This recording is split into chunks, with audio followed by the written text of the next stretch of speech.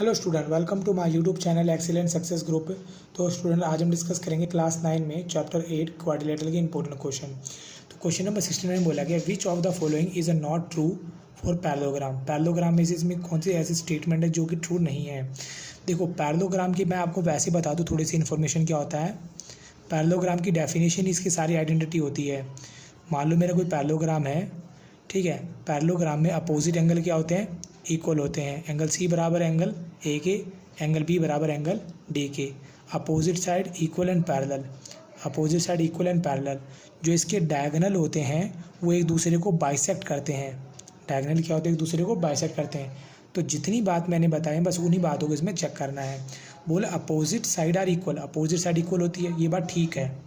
ठीक, opposite angle are equal, opposite angle भी क्या होते हैं, इक्वल, ही बात भी ठीक है। Opposite angle are bisected by the diagonal, जो अपोजिट एंगल है वो बाइसेक्ट किए जाते हैं इसके डायगोनल के थ्रू। ऐसा होना ज़रूरी नहीं है। और यहाँ पे नॉट ट्रू वाली बात पूछी गई है, तो मेरा ऑप्शन कौन हो जाएगा, सी।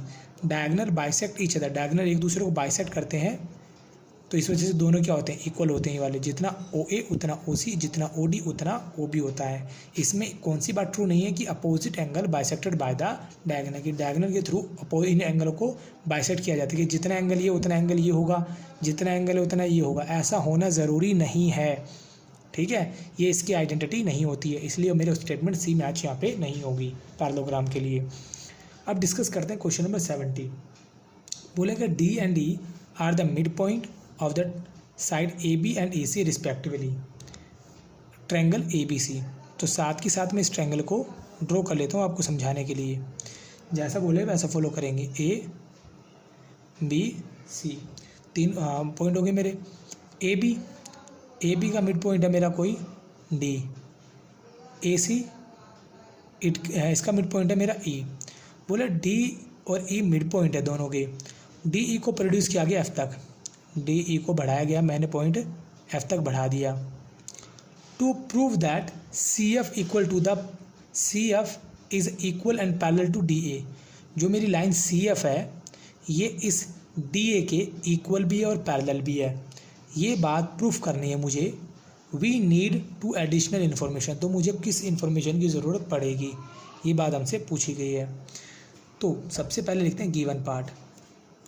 गिवन था in triangle ABC, D and E are midpoint of AB and AC, जिसकी वजह से जितना मेरा AD उतना मेरा BD दोनों हाफ ऑफ AB, नंबर 1।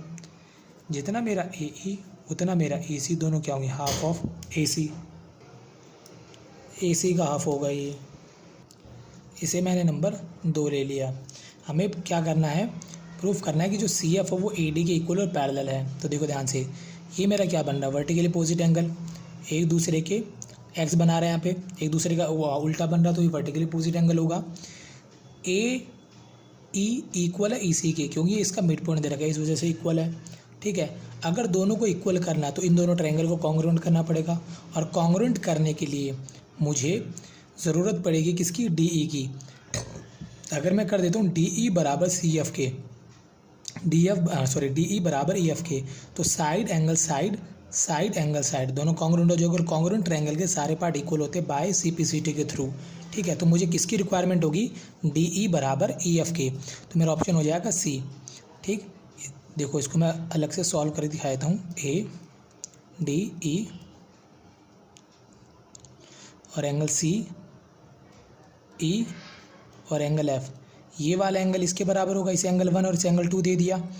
ये वाली साइड मेरे इसके बराबर है, और ये मैंने ले ली क्योंकि उन्होंने खुद बोला था कि कौन सी चीज़ की रिक्वायरमेंट होगी, तो रिक्वायरमेंट होगी DE बराबर EF के। तो यहाँ लिखा मैंने in triangle AED and triangle CEF ले लिया। AE बराबर है EC के, कहाँ से, फ्रॉम 2 से इक्वल है। 1 बराबर 2 के है क्योंकि वर्टिकली अपोजिट एंगल है, वर्टिकली अपोजिट एंगल, इस वजह से इक्वल है। तीसरा रीज़न DE बराबर EF के है, ठीक है। ये हमने अपनी मर्ज़ी से लिया है। तो पहले साइड आई, फिर एंगल आया, फिर साइड आई।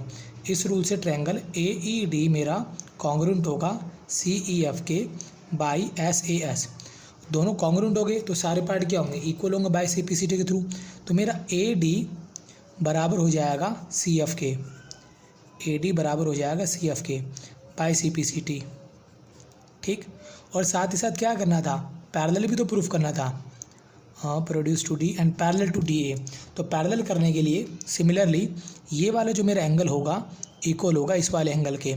इसको मैंने ले लिया 3 और इसे ले लिया 4, यानी मेरा एंगल 3 बराबर होगा एंगल 4 के। तो यहाँ लिख लिया मैंने एंगल 3 बराबर एंगल 4, ये भी बाई CPCT होगा। इतना करने के बाद देखो 2 लाइनें हैं AD C और F। 2 लाइनों को अगर एक ट्रांसवर्सल लाइन किन्हीं 2 पॉइंट पर काटे और बनने वाले एंगल अगर इक्वल हों तो ये जो दोनों लाइनें होंगी क्या होंगी, पैरेलल होंगी। यहाँ लिखूँगा इट इज़ ऑल्टरनेट एंगल, और ऑल्टरनेट एंगल हमेशा पैरेलल लाइन के बीच में बनते हैं। सो AD पैरेलल हो जाएगा CF के। ये बात हमें प्रूफ करनी थी और इसी के साथ मेरा क्वेश्चन नंबर 70 यहाँ पे कंप्लीट होता है। तो अब हम डिस्कस करेंगे क्वेश्चन नंबर 71। 71 में बोला गया है कि diagonal of AC and BD of a parallelogram ABCD। कोई पैरेललोग्राम मेरा ABCD जिसे मैंने यहाँ पे ड्रॉ कर लिया, नाम रखा ABCD। बोला इसकी जो डायगोनल है वो एक दूसरे को इंटरसेक्ट करते हैं O पर। तो मैंने AC बनाया और BD बनाया जो एक दूसरे को O पर इंटरसेक्ट करते हैं। अगर OA 3 सेंटीमीटर है, ये 3 सेंटीमीटर है और OD मेरा 2 सेंटीमीटर है, तो बताओ length of AC and BD क्या होगी। देखो अगर ये पैरेललोग्राम है ABCD पैरेललोग्राम है, तो पैरेललोग्राम की कंडीशन ये होती है कि opposite side equal and parallel, AB equal CD and AB parallel to CD।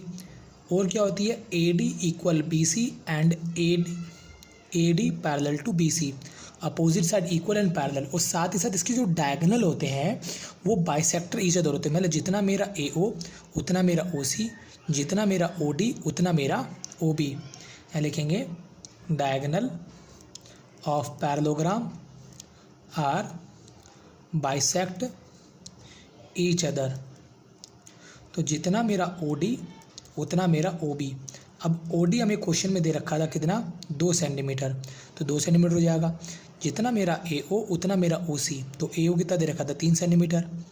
हमें पूछा गया है AC, तो AC जो है वो 2 हिस्सों से मिलके बना है, AO प्लस OC से। AO भी 3 है, OC भी 3 है, कितना हो जाएगा 6 सेंटीमीटर। ये मेरा कौन आ गया, AC। फिर पूछा गया BD 2 हिस्सों से मिलके बना है, DO प्लस OB। DO कितना है 2, OB भी कितना 2 और 2 4 सेंटीमीटर। ये मेरा BD आ गया।